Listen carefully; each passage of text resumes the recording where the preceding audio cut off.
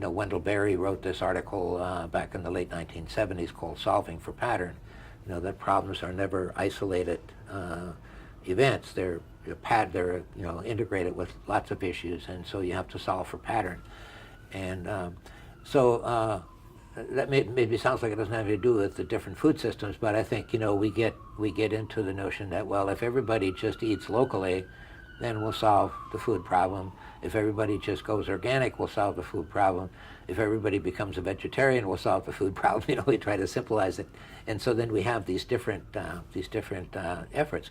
But each of those efforts, in one way or another, are trying to address some of the failures of our current food system that people see.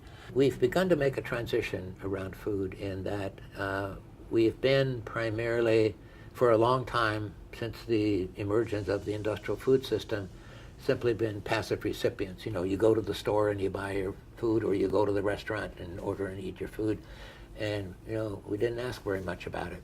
And in fact, we were kind of indoctrinated into not asking. What the local food movement did was got them engaged in their food and where the food came from, who the farmers were that grew it and how it was being grown, etc.